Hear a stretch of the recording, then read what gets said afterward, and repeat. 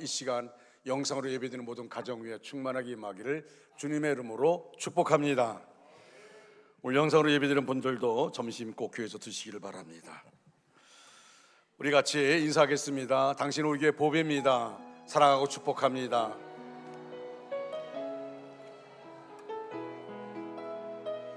우리 축복하겠습니다. 평화, 하나님의 평강이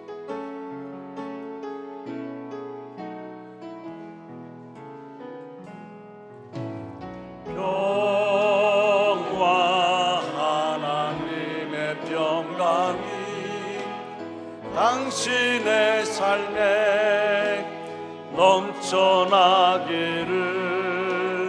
평화, 하나님의 평강이 당신의 삶에 가득하기를 축복합니다. 은혜, 하나님의 은혜가, 하나님의 은혜가 나의 삶 속에 넘쳐나기를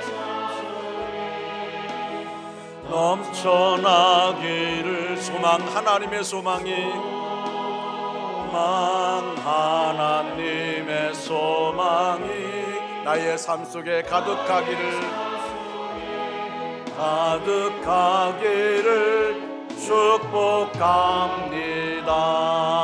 축복합니다. 할렐루야. 오늘은 우리 교회 여전도 연합회에서 불이웃돕기 행복 나눔 바자회가 있습니다. 참 어려운 시기에 어려운 일인데 우리 여전도 연합회에서 좀 수고하면서 일을 진행해 가고 있습니다. 우리 남전도회에서도 같이 협력하여 오늘 하루가 정말 기쁘고 행복한 그런 하루가 되어지기를 간절히 소망합니다. 또한 여전도 연합회에 진심으로 감사를 드립니다. 복음을 전하고 섬기며 나누는 교회는 생명력이 넘치고 은혜와 복이 넘칩니다. 그러나 섬김을 받으려고 하고 나누지 않는 교회, 복음을 전하지 않는 교회는 삭막하고 메마른 교회가 되는 것입니다. 샘물은 계속해서 퍼내야 합니다. 그래야 새로운 물이 솟아납니다. 샘물이 고였으면 썩고 마실 수 없는 물이 됩니다. 섬김과 나눔도 마찬가지입니다. 하나님의 일은 내일로 미루지 말고 지금 바로 시작하는 것입니다. 그래서 이번 행복 나눔 바자회는 그 의미가 크다고 할 수 있습니다. 예수님은 내 이웃을 내 자신같이 사랑하라, 그렇게 말씀하셨습니다. 예수님께서 우리를 사랑하신 사랑으로 우리도 섬기며 나누는 교회가 되고 후회하지 않도록 아낌없이 나누는 원주중앙교회와 우리 모두가 되어야 합니다. 그래서 하나님 앞에 갔을 때 우리는 언젠가는 여호와 앞에, 하나님 앞에 가게 되는데, 여러분, 하나님 앞에 갔을 때에 우리를 향해 하나님이 뭐라 말씀하실까? 저는 생각해 보면요, 우리가 하나님의 이름으로 흘렸던 눈물들, 하나님이 그 눈에서 눈물을 씻겨 주실 겁니다. 열심으로 하나님만 바라봤던 성도들, 하나님 이렇게 말씀할 겁니다. 잘했다, 잘했다, 착하고 충성된 종아. 칭찬을 받고 생명의 멸류관 여러분 머리에 씌워 주실 겁니다. 저는 우리 원주중앙교회가 그런 교회 되어요. 여러분 성도가 그런 성도 되어지기를 주님의 이름으로 축원합니다. 첫째로, 가까운 이웃을 열심히 대접하시기 바랍니다. 가까운 이웃은 가족도 될 수가 있고 친구, 성도가 될 수 있습니다. 그리스도인들은 먼 곳에 있는 사람들에게도 주어야 하지만 가까이 있는 사람에게 먼저 줄 수 있어야 합니다. 구체적으로 말씀드리면 대접하는 삶이 되어야 합니다. 누가복음 6장 30절 31절 말씀 우리 다 같이 읽겠습니다. 시작. 네게 구하는 자에게 주며 네 것을 가져가는 자에게 다시 달라 하지 말며 남에게 대접을 받고자 하는 대로 너희도 남을 대접하라. 아멘. 역사를 통해서 배우는 것 중에 하나가 뭡니까? 대접하는 사람들이 복을 받는다는 것입니다. 그러므로 대접하는 삶을 즐기시고 대접하는 일들이 우리 생활 가운데 어렵다고 줄여서는 안 됩니다.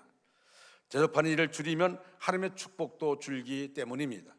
어떤 모임을 가든지 대접하는 이들이 지정되어 있어서 특별한 일이 없는 이상 대접하는 이가 항상 대접을 합니다. 교회만 보더라도 대접을 잘 하시는 분들이 있습니다. 그런데 그분들만 대접을 합니다. 그런데 신기한 것은 그분들이 하나님의 축복을 받는다는 것입니다. 특히 오늘은 불우이웃 돕기를 위한 행복 나눔 바자에서 이웃을 섬기는 모습이 풍성하기를 바랍니다. 오늘은 돈을 내고 음식을 먹습니다.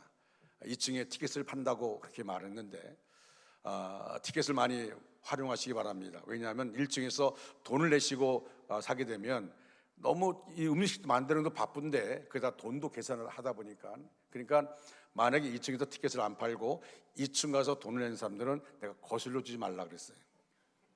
거슬러 줄 시간이 없어요. 그러니까 2층에서 티켓을 사서 사용하시기 바랍니다.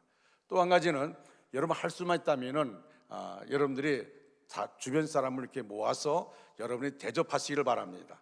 또 오늘 영상으로 예배드리는 분들은 꼭 친구들 같이 와서 식사에 참여하시기를 바랍니다. 그러면 더 좋을 곳이라 생각합니다. 이렇게 나눔의 기쁨을 누릴 수 있다는 것, 대접하기를 즐겨하는 것만큼 중요한 것이 없습니다. 그러니까 오늘은 내가 내 돈 써서 나를 배불리 하는 것보다도 다른 사람을 도와서 그들과 함께 나누는 기쁨을 여러분 누리시기를 바랍니다. 지난주에 제가 베트남에 가서 선교사를 만나고 여러분이 준 선교비를 전달했습니다. 그런데 이분이 이렇게 말해요. 정말 너무 지치고 너무 힘들어서 있었는데 저를 한 번도 제 얼굴 보지 못했잖아요. 그래서 얘기만 들었지. 그래서 만나서 제가 선교비를 전달하고 그를 위로해 줬더니 하나님이 자기에게 보내주셨다고 그러면서 너무 좋아하는 거예요. 울더라고요. 저는 선교비를 받아서 우는 줄 알았어요. 근데 그게 아니고 하나님이 자기 마음을 위로해 주셨다고, 그래서 이제 우는 거예요. 그래서 그 다음 날 제가 이제 같이 우리 두나미소 뷔페 식당, 유명한 곳인데 거기서 식사를 하게 됐는데 그래서 같이 가자 했더니 아이고 그 부담스럽다고, 저는 부담 갖지 말라고, 내가 낼 테니까 걱정하지 말고 가자고 했어요. 우리 일행이 9명이거든요. 9명이. 근데 9명이 갔는데 이제 그분까지 하면 10명이 되는 거예요. 그래서 그 식당을 갔더니 마침 그 식당이 그 다음 날이 여성의 날입니다. 그래서 여성의 날이기 때문에 여자 한 분 한 분 다 꽃을 한 송이씩 주더라고요. 내 아내도 받았어요. 근데 어디서 돈지 몰라요. 그런데 그러면서 하는 말이 뭐냐면 오늘은 10명이 되면 20% 할인한다는 거예요. 9명이 갔으면 그날 9명비를 내야 되는데 10명이 갔는데 20% 할인해서 8명 값만 내고 왔습니다. 하나님께서 그렇게도 역사를 하시더라고요. 그러니까 그 선교사님도 편하게 식사를 했어요. 편하게. 자기가 와서 20% 할인됐다고. 그렇게 같이 식사를 하면서 기쁨과 섬김의 시간들을 가졌습니다. 아프리카 낭바레네의 알버이트 수바츠 박사가 경영하는 병원에서 보조 간호사로 굳은 일을 도맡아 처리하던 젊은 여자가 있었습니다. 그녀의 이름은 마리안 플레밍고였습니다. 그녀는 1913년 헝가리 귀족의 집안에서 태어났습니다. 그녀는 돈이 많았고 타고난 미모를 갖추고 있었으며 악기 연주 등 못하는 일이 거의 없었습니다. 그녀는 비엔나에서 무대 배우로 있을 때에 의사와 결혼하였었고 미국 헐리우드에서 유명한 영화감독 오토 프레밍고와 재혼하였습니다. 그러나 그녀는 사치와 방탕 때문에 이 두 번의 결혼을 모두 실패하였습니다. 1948년 그녀가 파리에서 살고 있었을 때 알버트 수바츠 박사가 아프리카에서 잠깐 돌아와서 어느 시골 교회에서 간증도 하고 그리고 오르간 독주를 한다는 기사를 읽었습니다. 그래서 그가 수바츠 박사를 만나고 싶었는데 이분이 작은 시골교회에 와서 그렇게 간증도 하고 오르간 독주한다니까 이분이 그곳을 찾아갔어요. 그리고 그곳에서 이 사람이 예수님을 영접하게 됩니다. 자신의 허망한 해오를 뉘우치고 그리고 울면서 예수님을 영접했습니다. 그리고 랑바렌의 병원의 간호사로 자원하여 무식하고 가난한 흑인 병자들 위해서 일하게 되었습니다. 정말 빨리나 부엌일에 한 번도 손대지 않았던 귀족의 딸이 그 늙어 몸이 움직이지 못할 때까지 약 20여 년 동안 이 병원에서 일했던 것입니다. 은퇴한 마리안 프레밍고는 뉴욕에서 살다가 1979년에 사망하였는데, 당시에 뉴욕타임스는 이런 조사를 치렀다고 합니다. 알버토 슈바츠 박사는 이 세상 사람을 둘로 나눌 수 있다고 했다. 하나는 돕는 자요, 다른 한 종류는 돕지 않는 자이다. 마리안 프레밍고는 생애의 전반은 돕지 않는 자에게 속했다가 그 후반은 돕는 자에 속해서 영광된 크리스찬으로 개선하였다라고 말했습니다. 인생을 살아가면서 남을 돕는 자로 살아간다는 것은 무척이나 아름다운 모습이 아닐 수가 없습니다. 이 마리안 프레밍고가 남긴 마지막 말이 뭔지 아십니까? 참 의미 있는 말입니다. 남을 위한 삶이 이렇게 행복한 것을, 남을 위한 삶이 이렇게 행복한 것을. 예수님이 말씀하신 예루살렘에서 여리고성으로 내려가던 강도의 비유를 보면, 강도 만난 자가 상처 입고서 쓰러져 있을 때에 바로 그 옆을 제사장이 지나가면서도 그를 돕지 않았습니다. 레위 사람도 역시 강도 만난 자의 옆을 지나가면서도 그를 본체 하면서 돕지 않았습니다. 그러나 어떤 사마리아 사람은 여행하는 중에 강도 만난 자를 보고서 불쌍히 여겨 그를 도와주었습니다. 그를 주막으로 옮겨서 밤새도록 도와주고, 이튿날 주막 주인에게 2데나리온을 주면서 그를 잘 치료해달라고 부탁을 하고, 만일 경비가 더 들면 자신이 여행에서 돌아오면서 더 드리겠다고 약속을 하고서 떠나는 것을 볼 수 있습니다.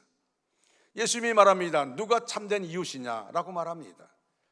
이 세상은 이렇게 돕는 자와 돕지 않는 자로 나눌 수가 있습니다. 삶을 살면서 힘들어하며 어려움에 처하거나 고통 중에 있는 자들을 보면서 우리가 그들을 도울 수도 있고 돕지 않을 수도 있습니다. 그러나 선을 행할 줄 알고도 행하지 않으면 그것도 죄라고 성경은 지적하고 있습니다. 우리 주변에 힘들어하는 사람들, 고통과 혼란과 난관에 부딪혀서 괴로워하는 사람들을 불쌍히 여기는 마음으로 그들을 돕는 것, 이것이 바로 주님의 마음입니다. 그러나 그런 사람들을 보면서도 그들을 돕지 않는 것은 사마리아인의 비유에 나오는 제사장이나 레위인과 다를 바가 없는 사람입니다. 비유에 나오는 제사장과 레위인은 오늘날 형식화된 외식주의자로 전락해버린 신자나 성직자들을 가리킨다고 볼 수 있습니다. 우리가 똑같이 힘든 생활을 겪어 나가면서도 어려움에 처해 있는 사람들을 보면서 그들을 기쁨으로 도울 수 있는 것 자체가 바로 하나님의 은혜요, 하나님의 축복입니다. 지혜로운 사람은 물질을 땅에 쌓아두지 않습니다. 하늘에 쌓아둡니다. 나누고 사랑으로 섬기며 살아갑니다. 자신의 유익을 따라 행하는 것이 아니라 사랑으로 섬기고 나눔으로 얻어지는 그런 큰 축복의 길을 아는 사람이 바로 그리스도의 사람입니다.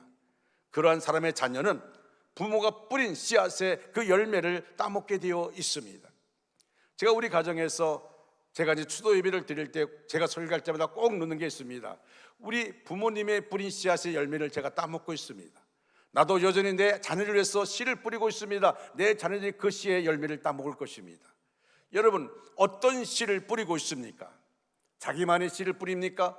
남에게 나눔의 기쁨을 누리며 섬김의 삶을 보여주는, 우리 자녀들 앞에서 나눔과 섬김의 삶을 보여주는 그 씨를 뿌리면 산다면 우리 자녀들은 부모를 통하여 여전히 그런 기쁨을 누리게 되는 것입니다. 그리고 하나님이 그 자녀들에게 축복하여 주십니다. 그러나 저희는 자신을 위해서 재물을 땅에 쌓아둡니다. 하지만 이 세상을 떠날 때 금은부와는 아무 소용도 없습니다. 혼자도 배불리 먹고 남는 것을 주는 것은 진정한 나눔이 아닙니다. 사랑을 나눠주는 기쁨은 그것을 실천한 사람만이 받을 수 있는 하나님의 선물입니다. 사랑은 섬김이고 나눔입니다. 따라서 사랑은 섬김이고 나눔입니다. 아멘. 필요한 물건뿐 아니라 겉옷, 속옷, 슬픔과 기쁨, 사랑을 나누며 사는 것이 사랑이고 행복입니다. 두 번째로, 도움을 필요로 하는 이에게 베푸시기 바랍니다. 여러분, 베푸는 삶은 세 가지로 표현할 수 있는데 그 첫째가 뭐냐면 구제와 구호, 두 번째는 영혼을 구원하는 것, 세 번째는 선교하는 것입니다. 성경은 베푸는 행위를 단순히 자선이 아닌 하나님께 드리는 제사라고 말합니다. 히브리서 13장 16절을 보면 오직 선을 행함과 서로 나누어 주기를 잊지 말라. 하나님은 이 같은 제사를 기뻐하시느니라 말씀합니다. 다시 말하면 하나님은 이것을 제사라고 말합니다. 빌립보 4장 18절 말씀 보면 내게는 모든 것이 풍부한지라 에바브로디도 편에 너희의 준 것을 받음으로 내가 풍족하니 이는 받으실 만한 향기로운 제물이라고 말하고 있습니다. 즉 베풀고 나누는 것이 하나님께 드리는 제사인 동시에 제물이라는 것입니다. 그리고 그것이 하나님을 기쁘시게 한다고 했습니다. 특히 구제나 구하는 일에 힘을 기울여야 할 것입니다. 많은 사람이 한국 교회가 위기를 맞이하고 침체하였다고 합니다. 교회가 세속화되어서 희망이 없다고 합니다. 그러나 한국 교회는 희망이 있습니다. 일반적으로 한국 교회는 구제나 구를 하지 않는다고 생각합니다. 그러나 모든 비영리 기관 중 제일 많은 구제와 구를 하는 곳이 바로 한국 교회입니다. 전에 일반 신문에서 보도하기를 우리나라의 비영리 구호단체가 220개가 있는데 그 중에서 기독교 관련 단체 복음이 35%라고 말합니다. 이것은 종교, 비종교를 다 포함한 것으로서 기독교가 다른 종교에 비해서 비교가 안 될 정도로 많은 구호를 한다는 것입니다. 여러분, 기독교 말하면 천주교와 개신교를 말합니다. 그런데 개신교가 바로 그렇다는 것입니다. 이 발표는 겉으로 나온 수치에 불과합니다. 개신교는 개교회주의적이기 때문에 대부분 다른 이가 알지 못하는 구제와 구호를 얼마나 많이 하는지 모릅니다. 가식적으로는 다른 종파, 다른 종단들이 구제나 구호를 많이 하는 것처럼 보이지만 그러나 하나님은 한국교회가 하는 일을 다 아실 것입니다. 한국교회는 앞으로도 이 일에 더욱 힘써야 할 것이며 우리 주위만 아닌 세계를 향해서도 베푸는 일에 앞장서야 할 것입니다.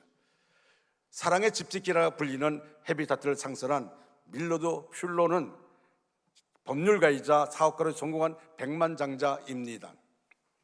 1960년대 퓰로 부부는 젊은 부부가 누릴 수 있는 최대한의 물질적 풍요를 한껏 누리고 있었지만 그의 아내 린다 퓰로와 별거까지 하면서 힘든 시간을 보내고 있었기 때문에 삶 자체는 행복하지 못했습니다. 그들은 부를 소유했다고 해서 행복이 따라오지 않으며 재산 것 자체가 삶의 의미가 될 수 없다는 것을 깨닫고 그때까지 힘을 합쳐 키운 사업을 처분하고 모든 재산을 가난한 이들 위해 내어놓고 새로운 출발을 하였습니다.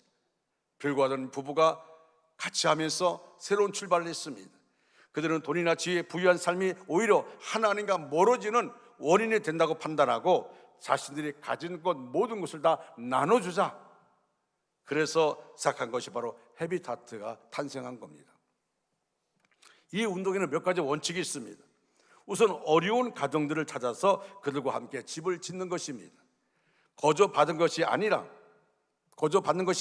직접 건축 자재를 실어 나르고 일하며 값진 땀을 쏟아낸 후에야 비로소 자기 집을 갖게 됩니다. 그렇게 해서 집이 완공되면 입주 가족은 건축비를 상환해야 합니다.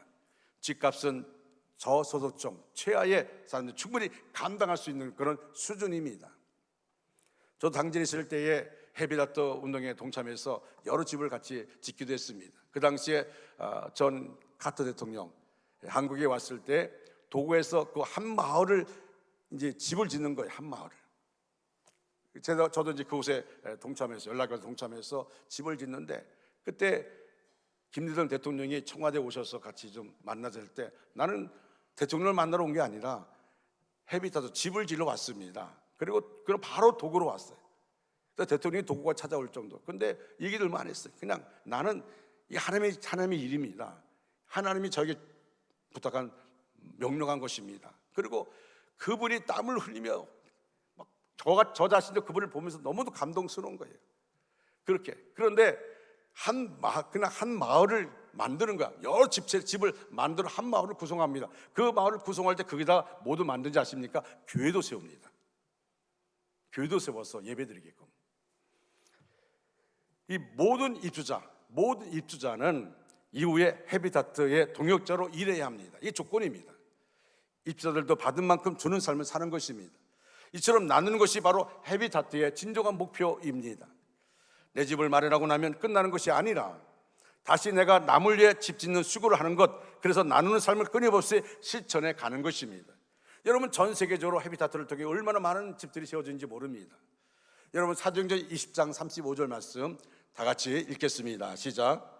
범사에 여러분에게 모본을 보여준 바 같이 수고하여 약한 사람들을 돕고 또 주 예수께서 친히 말씀하신 바 주는 것이 받는 것보다 복이 있다 하심을 기억하여야 할지니라. 아멘. 여기 보니까 범사에 여러분에게 모범을 보여준 바와 같이 수고하여 약한 사람들 돕고 또 주 예수께서 친히 말씀하신 바 주는 것이 받는 것보다 복이 있다 하심을 기억하여야 할지니라 말씀하고 있습니다. 그리고 한 가지 기억해야 할 것은 중요한 베품은 역시 영혼 구원입니다. 영혼 구원이, 집을 짓는 것도 중요합니다. 우리가 베푸는 것, 대접하는 것 중요합니다. 구제하고 구하는 것 중요합니다. 그러나 정말 중요한 것이 뭐냐면 영혼을 구원하는 것이에요. 사람들에게 복음을 주어 영혼을 살리는 일이기 때문에 그렇습니다. 한 사람의 영혼을 구원하기 위해서 전도를 나가는 사람들을 보면 뭔가 시간과 마음을 내놓습니다. 우리 교회도 목요일마다 전도하는데 여러분, 그분들이 한가해서 오는 게 아닙니다. 나름대로 육신의 병도 있습니다. 그런데 그날 와서 전도할 물품을 다 준비하고 그리고 나가서 전도합니다. 여러분, 전도할 때 전도받는 사람들이 그 물품을 받으며 기뻐만 하겠습니까? 별 얘기 다 합니다. 요구하는 사람도 있습니다. 그러나 다 참고 그리고 전도하는 겁니다. 또 물질을 투자해서 그래서 한 영혼을 교회로 인도합니다. 그러므로 구제하고 구하는 것만이 아닌 영혼 구원하는 일에 최선을 다할 때 그것이 곧 베푸는 삶이 되는 것입니다. 또 하나가 선교입니다. 선교로 주로 멀리 있는 사람들 돕고 그들의 영혼을 구원하는 일입니다. 마태복음 28장 19절을 보면 너희는 가서 모든 민족을 제자로 삼으라, 주님의 마지막 말씀을 하셨습니다. 모든 민족을 제자로 삼는 것, 땅 끝까지 이르러 주님의 증인이 되는 것, 그것이 바로 선교입니다. 내년에는 우리 교회가 선교에 힘을 다하려고 합니다. 그러기 위해서 하나님께서 우리가 주신 시간과 기도와 물질을 통해서 선교하는 일에 최선을 다해야 할 것입니다. 선교를 하면 눈에 보이는 축복이 몇 가지 있습니다. 그것이 뭡니까? 교회가 부흥합니다. 또 교회 명예가 생깁니다. 교회가 풍성합니다. 성도들이 한 마음이 됩니다. 가정적으로는 하나님의 축복을 받습니다. 샘물처럼 계속 흘러넘치는 은혜를 경험합니다. 선교하는 곳은 어디든 하나님의 역사가 일어납니다. 그러므로 다가오는 2024년도는 우리 모두 베푸는 삶이 생활화되기를 간절히 소원합니다. 구제하고 구호하고 베풀고 선교하는 삶이 체질화되는, 그리고 정말 영혼을 구원하는 그런 교회와 성도 우리 모두가 되어지기를 주님의 이름으로 축복합니다. 세 번째로 하나님께도 온전한 헌신을 하시기 바랍니다. 오늘 본문에서 주라 그리하면 너에게 줄 것이니 곧 후이되어 누르고 흔들어 넘치도록 하여 너에게 안겨주리라 라고 말씀합니다. 제가 어릴 때 어머니가 이제 쌀을 사오라 하면 여기는 어떻게 합니까? 쌀을 사오는 것이죠. 이제 봉지에다가 쌀을 가져오는데 그 집의 주인이 아저씨냐 아주머니에 따라 달라져요. 아주머니는 그냥 싹 그냥 무슨 당수 5단처럼 그냥 싹 자릅니다. 근데 아저씨는 퍼서 수북하게 퍼서 줘요. 그래서 아저씨가 있을 땐 기분이 좋고 아주머니가 있으면 좀 마음이 그래요. 너무나 야밀하게는 싹. 근데 오늘 본문의 말씀이 이렇게 말했어요. 너에게 줄 것이니 또 후이되어 누르고, 아니 이렇게 올릴 뿐만 아니라 눌러요. 그리고 또 흔들어요. 그리고 다시 넘치게 해요. 그래서 우리에게 안겨줍니다. 주라. 그러면 이런 복이 임하게 된다는 거예요. 어떤 면에서는 뒤에 있는 것은 잊어버려도 됩니다. 다시 말해 주라.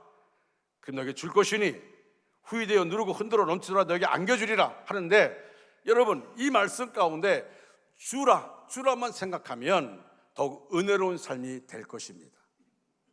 하나님과 관계에서도 내가 이것을 드리면 하나님께서 무엇을 주시겠다는 것보다는, 다시 말하면 흔들어 넘치도록 해서 안겨주는 것, 그보다는 드리는 것만으로 감사하고 기뻐하며 만족할 수 있는 그리스도의 삶이 되어야 한다는 것입니다. 내가 이렇게 줬는데 왜 난 안 줍니까가 아니라 주는 것 자체로, 줄 수 있다는 것 자체로 그것이죠. 그런데 하나님은 하나님께 드리는 것도 자원하는 마음으로 힘껏 드리는 것을 기뻐하십니다. 그리고 가장 좋은 것을 원하시며 의로운 제물을 원하십니다. 아름다운 것을 좋아하시고 특히 우리 자신을 드리는 것을 더없이 기뻐하십니다. 예수님이 이 땅에 오신 목적을 우리에게 분명하게 이렇게 말씀합니다. 인자가 온 것은 섬김을 받으려 온 것이 아니라 도리어 섬기려 하고 자기 목숨을 많은 사람의 대성물로 주려 함이라 라고 말씀했습니다. 우리 신앙의 목표는 예수님을 닮아가는 겁니다. 저와 여러분, 우리는 예수님을 닮아가는 거예요. 그러면 무엇을 닮는다는 의미일까요? 바로 섬김의 자세를 본받는 것입니다. 예수님은 공생의 삶의 모습을 통해서 섬김이 무엇인가를 보여주셨습니다. 여러분, 십자가를 앞에 두고 계신 예수님의 마음이 어떤 마음일까요? 그런데 그 마음과 상관없이 제자들은 더 누가 크냐고, 다시 말하면 파워게임을 지금 하고 있는 거예요. 한심한 모습 보이는 제자들 앞에서 예수님이 갑자기 허리에 수건을 두르시고 제자들의 발을 씻겨주십니다. 그리고 이렇게 말씀하셨습니다. 여러분, 요한복음 13장 14절 15절 말씀 다 같이 큰 소리 읽겠습니다. 시작. 내가 주와 또는 선생이 되어 너희 발을 씻었으니 너희도 서로 발을 씻어주는 것이 옳으니라. 내가 너희에게 행한 것 같이 너희도 행하게 하려 하여 본을 보였노라. 아멘. 자, 내가 너희에게 행한 것 같이 너희도 행하게 하려 하여 너희에게 본을 보였다고 말합니다. 지금 파워게임을 벌이고 있는 제자들 향해서 예수님이 하신 말씀이에요. 오늘 우리의 삶의 자리는 어떻습니까? 어리석은 제자들처럼 보이지 않는 자리다툼 속에서 주님의 마음을 외면하고 있지는 않습니까?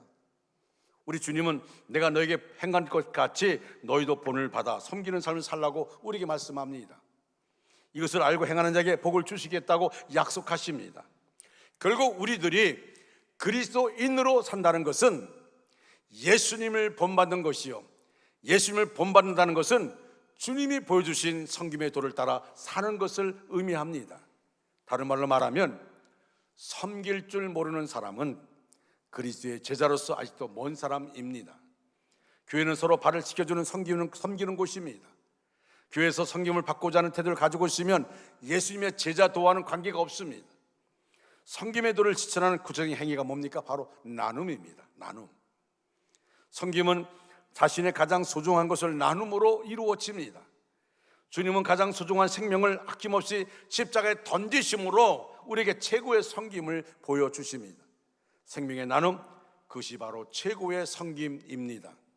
오늘날 많은 사람들은 존재보다는 소유의 가치에 집착합니다. 어리석은 부자처럼 쌓아두려고 합니다. 더 많은 것을 벌려고 합니다. 그래서 성경은 이렇게 강조합니다. 주라, 나누라, 베풀라, 섬기라, 봉사하라, 구제하라. 하나님은 계속해서 오늘 우리에게 주신 복을 나누라고 명하고 있습니다. 세브란스 병원 앞에는 병원을 세울 때 당시에 15,000달러를 주었던 세브란스의 동상이 있습니다. 그 당시에 15,000달러 엄청난 겁니다. 근데 그 동상에 이런 글이 새겨져 있습니다. 참 의미가 있습니다. 받는 당신의 기쁨보다 주는 나의 기쁨이 훨씬 더 큽니다.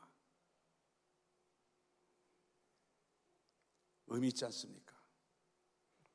세브란스가 에비슨 박사에게 병원 건립비를 주며 한 말입니다. 이 에비스 박사가 병원 건립비를 받았으니 얼마나 기쁘겠어요. 그런데 하는 말이 무슨 말이냐면 받는 당신의 기쁨보다 주는 나의 기쁨이 훨씬 더 큽니다. 우리는 세브란스의 그분의 얼굴을 본 적도 만난 적도 없지만 우리는 그 이름을 기억합니다. 받는 자보다 주는 자의 삶을 사는 사람들의 모습은 오래도록 사람들의 마음속에 기억됩니다. 요한일서 3장 17절 18절 말씀 이렇게 말씀합니다. 다 같이 우리 읽겠습니다. 시작. 누가 이 세상의 재물을 가지고 형제의 궁핍함을 보고도 도와줄 마음을 닫으면 하나님의 사랑이 어찌 그 속에 거하겠느냐. 자녀들아, 우리가 말과 혀로만 사랑하지 말고 행함과 진실함으로 하자. 누가 이 세상의 재물을 가지고 형제의 궁핍함을 보고도 도와줄 마음을 닫으면 하나님의 사랑이 어찌 그 속에 거하겠느냐. 하나님의 사랑에 거하지 않는다는 것이죠. 자녀들아, 우리가 말과 혀로만 사랑하지 말고 행함과 진실함으로 하자. 성김과 나눔은 교회와 성도들에게 선택 과목이 아니라 필수 과목입니다. 우리 이미 너무나 많은 것을 받았고 누리고 있습니다. 그렇다면 이제 우리의 손을 펴서 섬기고 나누는 삶으로 나가야 하지 않을까요? 여러분, 전에 신문에 이런 내용이 나왔어요.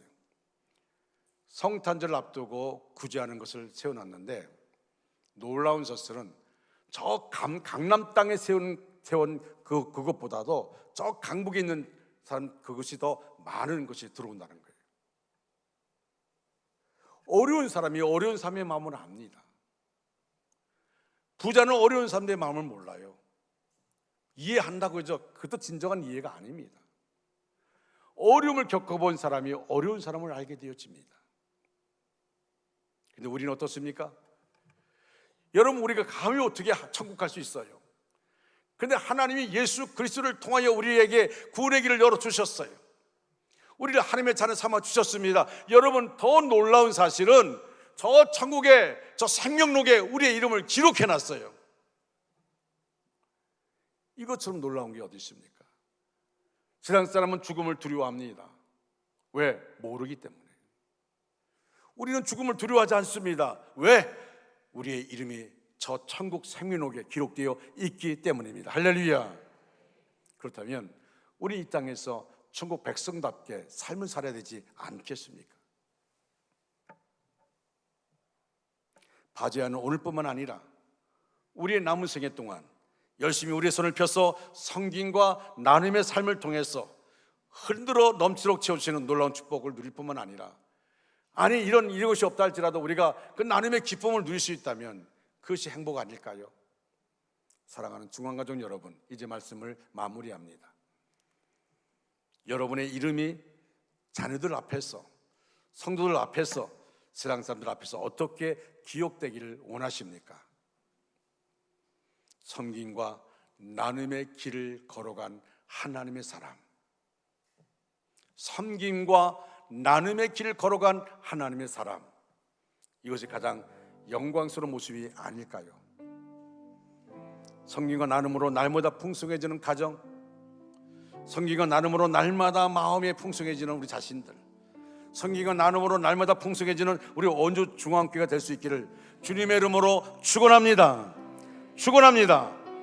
다 같이 자리에 일어나서 찬양할 텐데요. 여러분, 오늘은 바제입니다.